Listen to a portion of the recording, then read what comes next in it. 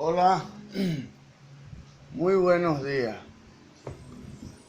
Que el Señor Jesús les bendiga, que el Señor Jesús les guarde, que el Señor Jesús nos continúe mirando con de misericordia, que el Señor Jesús nos continúe respaldando, que el Señor Jesús nos continúe capacitando, que el Señor Jesús continúe revelándose a sí mismo en nuestro corazón, a usted y a mí.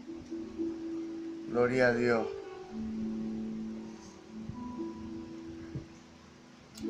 Dándole gracias a Dios por este nuevo día, dándole gracias a Dios por esta nueva oportunidad, dándole gracias a mi Jesús porque ha sido bueno, dándole gracias a mi Dios por ustedes, dándole gracias a mi Jesús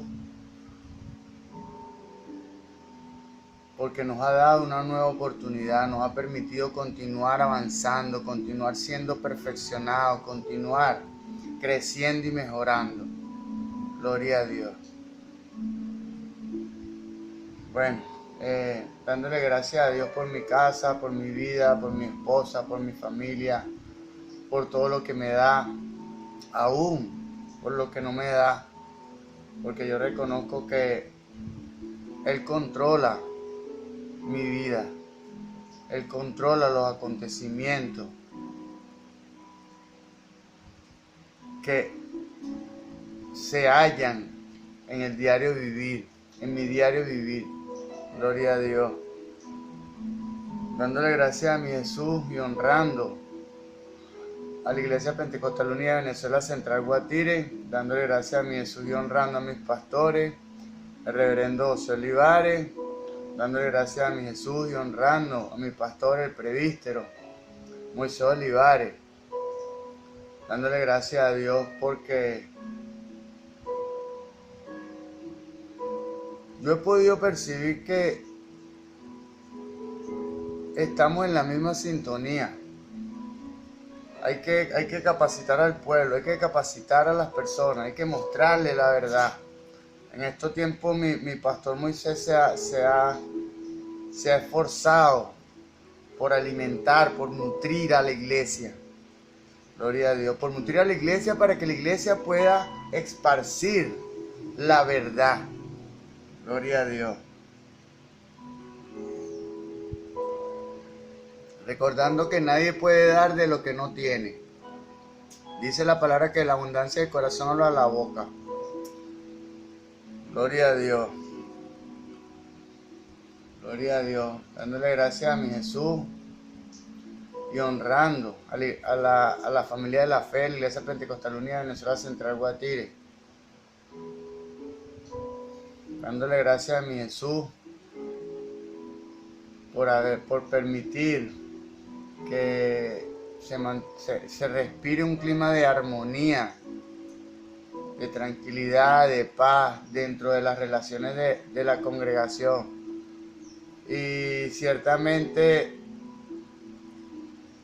como en todo hay diferencias, mas esa diferencia Dios las permite para que podamos crecer.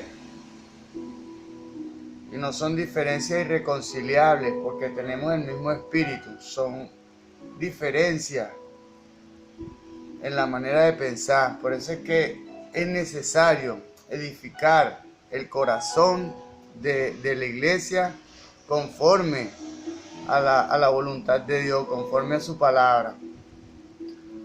Dándole gracias a mi Jesús por permitirme ser una vez más instrumento en la edificación espiritual de las almas. Gloria a Dios. En esta ocasión nos disponemos a continuar el ciclo de enseñanzas que hemos venido desarrollando sobre las parábolas de Jesús. En esta ocasión nos disponemos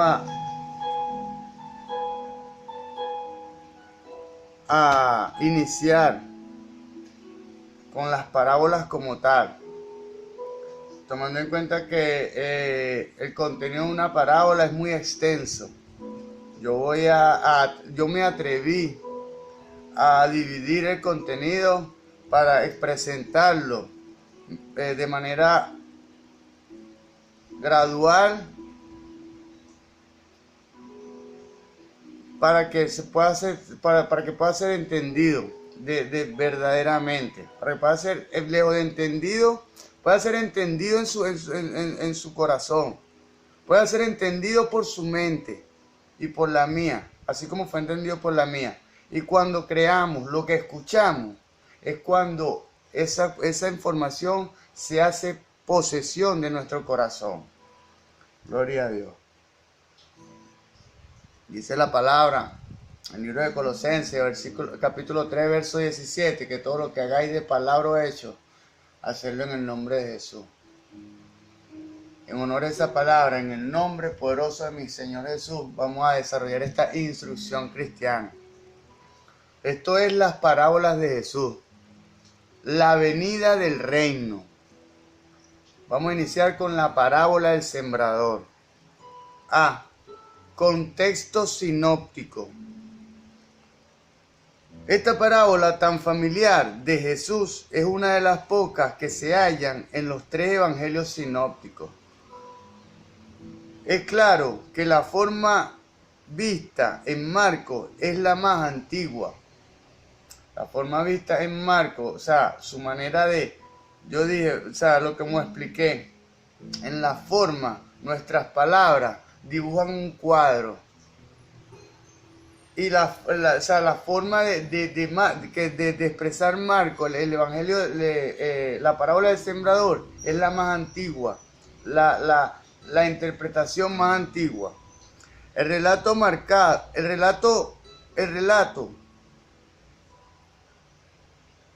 marcano se distingue por sus arameos. El relato marcano de Marcos como tal se distingue por sus arameísmos, o sea, por el idioma arameo que empleó Jesús para presentar las parábolas, que era su idioma original, su idioma en el cual creció. Estos, a su vez, arguyen poderosamente a favor de su primitividad, o sea, de lo primitivo, de lo antiguo. El texto en Mateo sigue muy de cerca al de Marcos, lo cual indica un deseo por usar fielmente la fuente más primitiva con respeto y precisión. Parece que Marcos reprodujo con fidelidad la parábola tal y como Jesús la dio. O sea, no hubo ningún agregado. Parece que hay un solo agregado redaccional por Marcos en el versículo 5. Gloria a Dios. En el versículo 5 del capítulo 4, creo que es. Vamos a en la parte que dice donde apenas había tierra. Marcos, capítulo 4, verso 5. Vamos a buscarlo. Marcos 4, 5. Gloria a Dios. En el nombre de Jesús. Otra parte cayó en pedregales, donde no tenía mucha tierra. Esa parte es la única que se estima, donde dice, donde no tenía mucha tierra. Esa parte se estima que fue agregada por la iglesia primitiva.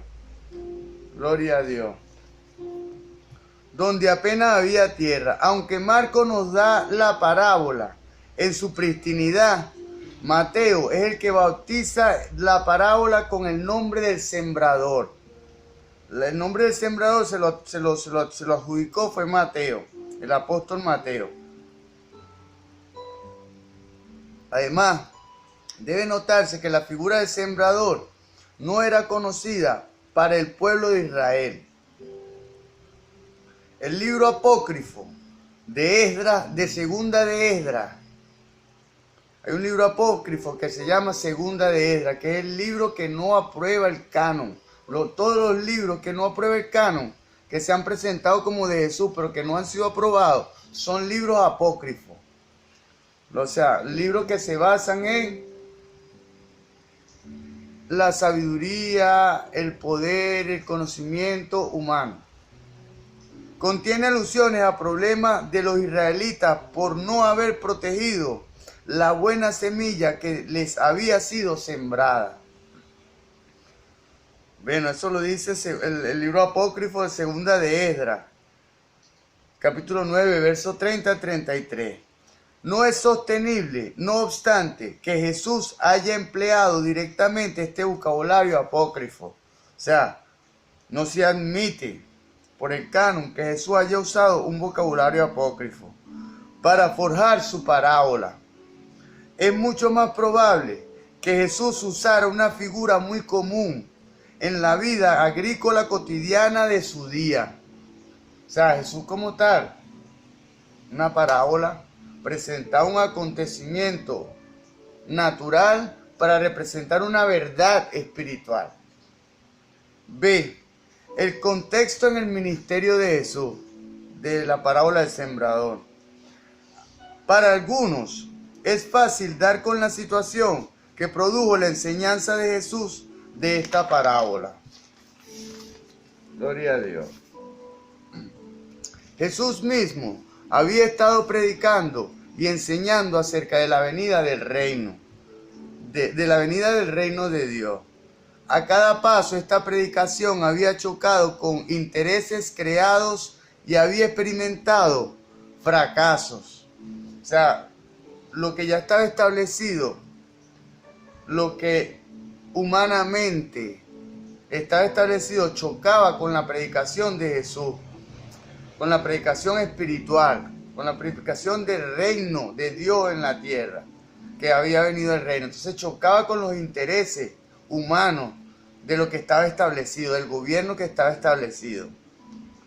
Eso lo dice Marcos, capítulo 6, verso 5.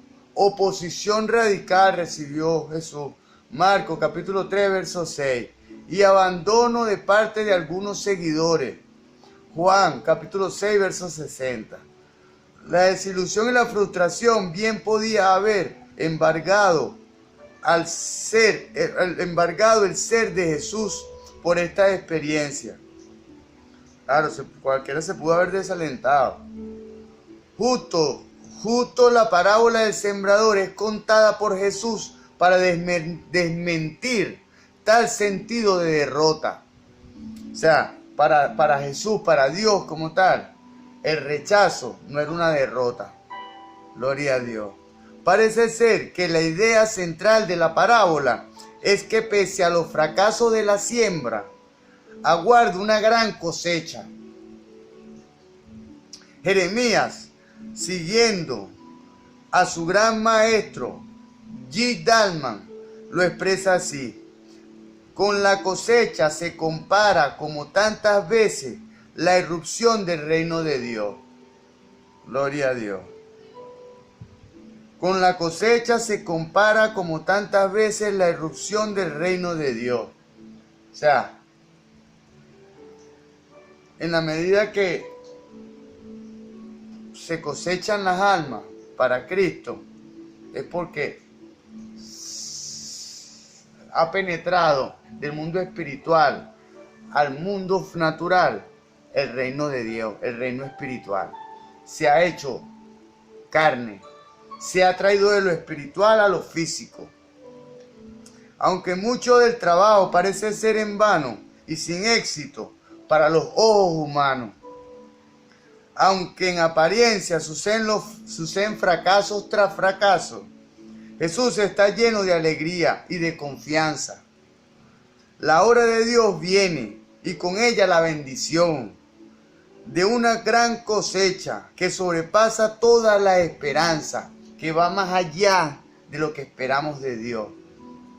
Dios da mucho más abundantemente de lo que esperamos. A pesar de todos los fracasos y resistencias, Dios hace aparecer de unos comienzos sin esperanza el final magnífico que había prometido. O sea, de unos comienzos que nosotros no vamos a tener oportunidad, no vamos a prosperar. Dios ahí es donde se glorifica, ahí es donde Dios es bueno, ahí es donde Dios se luce. Gloria a Dios. Dios hace de unos comienzos sin esperanza el final magnífico que había prometido. Es su palabra que sostiene su promesa. Y Él es el creador. Su palabra sostiene la creación. Es del todo lógico, pensando juntamente con Dodd en la página 173 de su libro, que el sembrador aludido en la parábola no es otro sino Jesús. En la parábola no se alude, el sembrador como tal es Jesús. Jesús en usted y Jesús en mí. El Santo Espíritu de Jesús en usted y en mí. En su conocimiento y en mi conocimiento. O sea, en nuestro espíritu, en nuestra alma y en nuestra acción. Gloria a Dios. No es Jesús mismo. El maestro estaría con esta parábola describiendo sus propias vicisitudes en su ministerio. Pero al igual que el sembrador oriental durante el día de Jesús no se daba por vencido debido a las inevitables pérdidas en el proceso de sembrar, al voleo. O sea, siempre en los términos agrícolas hay semillas que no germinan, no producen, mueren con el sol. Mas sin embargo, esas son pérdidas que se hacen en el proceso de sembrar al voleo, pues. O sea, sembrar, ese es el oficio de sembrar. Jesús reconocía que los aparentes fracasos serían trocados en la victoria por el poder de Dios. O sea, los fracasos como tal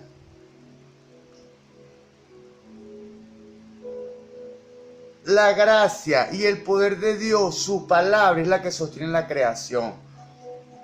Si Él prometió algo, es su palabra la que sostiene esa promesa. Y su palabra pasará, mas el cielo y la tierra no pasará. O sea, eso va a ser hecho. A cualquier costo, pero se hará. Gloria a Dios. Lo aparentemente perdido resultaría en el más inimaginable éxito. El reino de Dios, es preciso recordar que la idea esencial de la parábola, dentro del contexto de Jesús, es patentemente la realización exitosa del reino de Dios pese a todas las oposiciones. Pese a todo lo que pase, el reino de Dios vendrá en la tierra.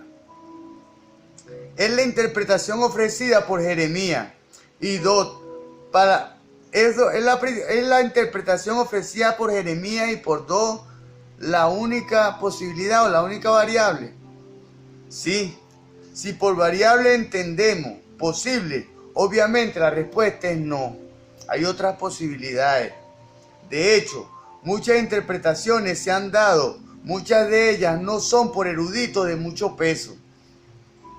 Algunas de estas interpretaciones de la parábola del sembrador son: 1.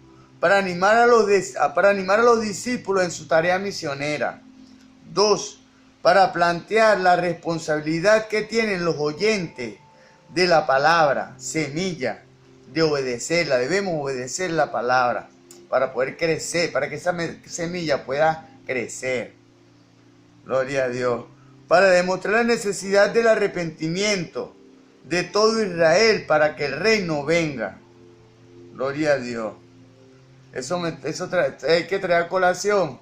Segunda de Crónicas 7:14. Si mi pueblo se humillare, sobre el cual mi nombre es invocado, y oraren, y se convirtieren de sus malos caminos, entonces yo oiré desde los cielos, perdonaré sus pecados y sanaré su tierra, que es lo que necesitamos. Y cuando Dios sana la tierra, es porque ha venido el reino de Dios. Gloria a Dios. Como dice aquí, para demostrar la necesidad del arrepentimiento de todo Israel, para que el reino venga. Vincent Taylor concuerda con Dodd y Jeremías en una interpretación apocalíptica de la parábola.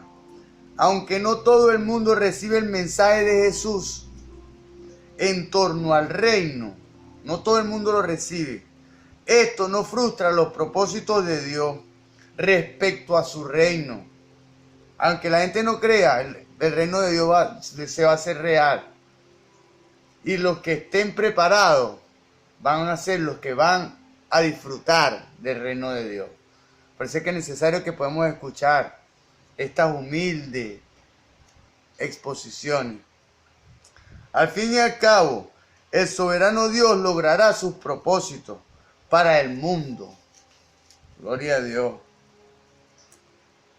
¿Qué de la explicación de la parábola del sembrador registrada en Mateo capítulo 13, verso 18 al 23?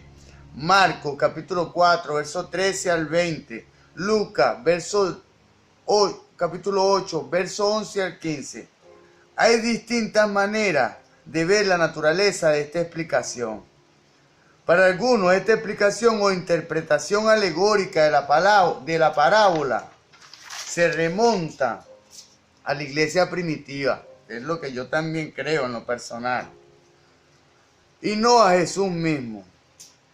Las razones por las que se llega a esta conclusión son mayormente razones lingüísticas, halladas dentro del mismo texto. 1. El término la palabra, usada sin un complemento en el griego, koiné, es una expresión de la iglesia primitiva. O sea, eso le corresponde a la iglesia primitiva. Y no de Jesús, porque Jesús hablaba en arameo. 2. En Marcos capítulo 4, versos 13 al 20, abundan vocablos que no figuran en los demás sinópticos, pero sí están en los otros escritos neotestamentarios, especialmente los de Pablo. Gloria a Dios. 3. La explicación tiene un estilo nada hebraico, no es hebreo pues, sino griego. Hay que recordar que Jesús daba sus parábolas en arameo y no en griego, en koiné. 4. La aplicación de la siembra a la predicación no concuerda con Mateo 9, 37 y 38. Lucas 10, verso 2. Capítulo 10, verso 2. Juan capítulo 4, verso 35 al 38. En donde Jesús relaciona la predicación con la cosecha.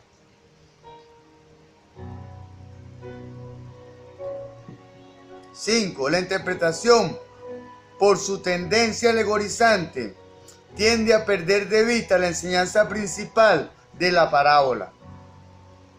La parábola como tal fue presentada y la iglesia primitiva la interpretó desde su perspectiva. El Espíritu los tocó y con su conocimiento interpretaron la parábola. Bueno, esa misma parábola en este tiempo es interpretada de manera nueva y de manera original por usted y por mí, para nuestras propias vidas, para que podamos, lejos de entender solamente la teoría, podamos comprender y llevar a la práctica lo que entendemos, podamos comprender. Gloria a Dios. Es decir, pese a los fracasos se obtiene una cosecha muy abundante. Los eruditos no dejan de reconocer que la iglesia primitiva tenía sus razones exhortativas para tal acción. Gloria a Dios. Como le dije antes, según somos como el bombillo, nos conectamos espiritualmente con el Espíritu Santo del Señor Jesús. Nuestro conocimiento es nuestro cuerpo de alambre que se calienta con la electricidad cuando se conecta. Se calienta ese cuerpo de alambre y produce la luz. O sea, la luz es el fruto. Su cuerpo de alambre y mi cuerpo de alambre va a ser el trabajo de nuestro conocimiento. Mientras mayor y mejor edificado, de manera más limpia, esté nuestro cuerpo de alambre, así será nuestra luz, más limpia. Y tendrá más poder, más alcance para iluminarnos tanto a nosotros como todo lo que nos rodea. Hay otra manera de ver la interpretación aludida. Es la parte y parcela de la parábola original y se remonta a Jesús mismo. Esta es la interpretación tradicional. Uno de los elementos que favorecen esta postura es que la parábola, según Marcos, y seguido por Mateo y Lucas, está dirigida a un grupo selecto de sus seguidores. Claro, la parábola como tal estaba dirigida a usted y a mí, pero en ese tiempo estaba dirigida a un grupo de la iglesia primitiva. Muchas de las parábolas del reino se hallan dentro de un contexto conflictivo, o sea, que narran para los contrincantes, de Jesús. Gloria a Dios. Según la explicación, este no es el caso. La parábola del sembrador no es el caso. Es evidente que la explicación asume un cariz alegórico, o un clima alegórico, un tinte alegórico, en que para cada detalle de la parábola hay un significado correspondiente. Cada detalle de la parábola. Por eso es que no es distinto alegorizar que estudiar de manera textual y literal. Es distinto una alegoría que una exégesis. La exégesis apunta a lo que está plasmado por la hermenéutica, más la alegoría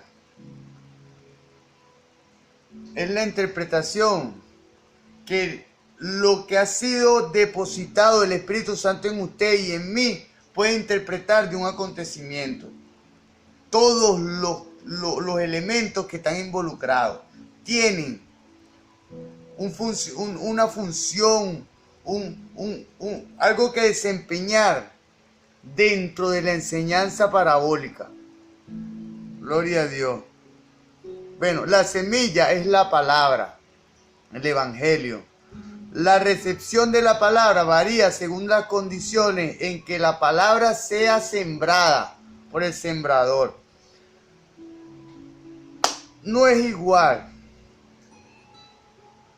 que un nuevo creyente sin experiencia le predique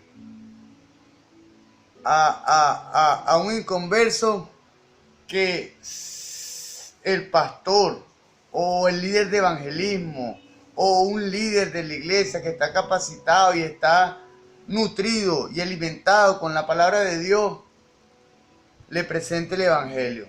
Va a ser más efectivo y más eficaz la manera de presentar el evangelio desde el que conoce, desde el que tiene experiencia, que desde el que no la tiene. Gloria a Dios. Es claro que la interpretación de la explicación cuadra con la realidad de la naturaleza de la obra del evangelismo en toda época y en todo lugar. O sea, eso ha sido igual en todos los tiempos. En realidad, remóntese la interpretación a Jesús mismo o al periodo posterior, al periodo apostólico. Se debe ver en esta explicación la obra del Espíritu Santo.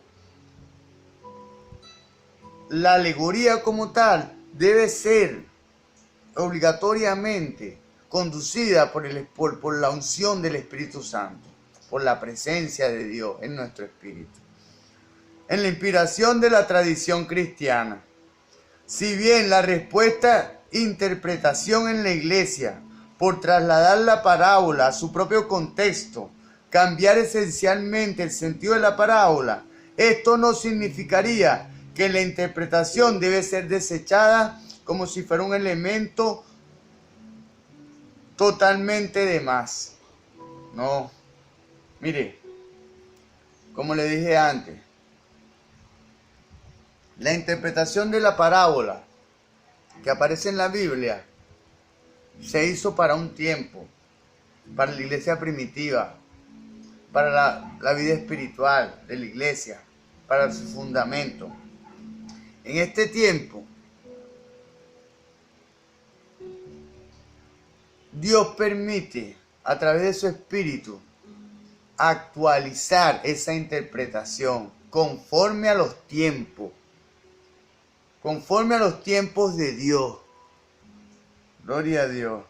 Más bien, si estuviera en lo correcto la postura no tradicional, habría que agradecerle a Marcos el habernos transmitido una explicación eclesial que antedata el mismo Evangelio de Marcos.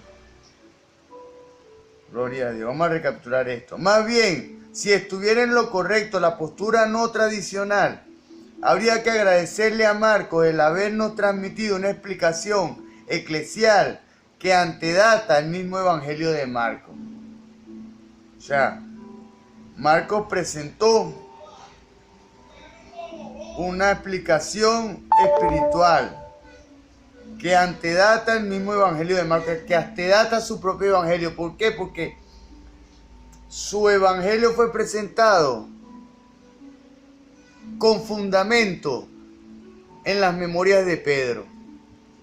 Para algunos, la interpretación de la parábola registrada en forma variada en los tres sinópticos es especialmente indicativa de las condiciones y necesidades de la iglesia primitiva. Es que eso era para ese tiempo. La iglesia del primer siglo no quedaba exenta de los embates satánicos. Así estuvieran haciendo, estuvieran en el pleno tiempo de la venida de Jesús, igualito el enemigo, que el Señor nos reprende en esta hora, trataba de dañarlo. Especialmente Lucas, en su versión de la interpretación, refleja su afán porque la iglesia permanezca fiel e inmóvil ante lo demoníaco y las deserciones, o sea, los abandonos. Indica tres motivos esenciales que explican la apostasía. Tres motivos esenciales que explican la apostasía. Toma de varios sinópticos de la siguiente manera. En primer lugar, está la carencia de entendimiento. Cuando no podemos entender una cosa, menos podemos comprenderla, porque no podemos comprender lo que no entendemos. Por eso es que la pedagogía es tan necesaria en la siembra de la semilla. Eso lo refleja Mateo, capítulo 13, verso 19. Vamos a leerlo. Mateo 13, 19. Gloria a Dios. En el nombre de Jesús. Cuando alguno oye la palabra del reino y no la entiende, viene el malo y arrebata lo que fue sembrado en su corazón. Este es el que fue sembrado junto al camino. O sea, junto al camino, pero no en el camino. O sea, cuando una palabra no es entendida, viene el enemigo y se la lleva. ¿Por qué? Porque no podemos comprender lo que no entendemos. O sea, no se hace posesión de nuestro corazón lo que está en nuestra mente. La interpretación de la parábola del sembrador indica que la palabra ciertamente se había escuchado. Eso lo dice Mateo capítulo 13, 19, Marcos capítulo 4, verso 15, Lucas 8, 12. Pero no se le había atendido. No se le había entendido. Gloria a Dios. Lucas capítulo 8, verso 12, aclara bien que aunque la palabra se había escuchado, los oyentes no habían creído aún. Y por ende, no eran salvos. Como dije antes, lo que está en posesión de nuestra mente no va a nuestro corazón porque no lo entendemos. No podemos comprender lo que no entendemos. El Evangelio de Marcos deja la impresión, en el capítulo 13, verso 19, en la primera parte del versículo 19, que era preciso el entendimiento antes de poderse convertir al Evangelio. Para que podamos caminar en lo espiritual, debemos entender lo espiritual. Ese es el afán de Dios en este tiempo, que entendamos las cosas espirituales para que podamos caminar conforme a lo que conocemos. Puesto que el Evangelio de Mateo era probablemente un manual de instrucción para catecúmenos para recién recién evangélicos, para nuevos creyentes. Se entiende más su énfasis sobre el entendimiento. Claro, es necesario. Segundo, no tan solo la falta de entendimiento resultaba en la deserción. O sea, la gente solamente no abandonaba porque no entendía. Mucha gente entiende y sin embargo no sigue los caminos de Dios. La persecución y las tribulaciones no dejaban de cobrar sus víctimas en ese tiempo. En ese tiempo y en ese lugar. Las persecuciones y las tribulaciones no dejaban de cobrar sus víctimas. Se reconoce que la persecución venía precisamente por causa de la palabra. Mateo, capítulo 13, verso 21. Marcos, capítulo 4, verso 14. La persecución está sugerida por los pedregales. O sea, por las piedras que hay en el camino. Y como dice aquí en la parábola, la parte que habla de los pedregales, la semilla que cayó junto a las piedras, habla de la persecución. Aunque se había escuchado la palabra, la nueva planta carecía de raíces. Y al llegar momentos difíciles, no podían hacer otra cosa sino apostatar, creer en otra cosa, no creer en lo espiritual. Mateo capítulo 13, verso 21, Marcos capítulo 4, verso 17, Lucas capítulo 8, verso 13. Lucas especialmente sugiere que creían por un tiempo, pero su carencia no resistía la tentación. O sea, su parte de fundamento no resistía los embates.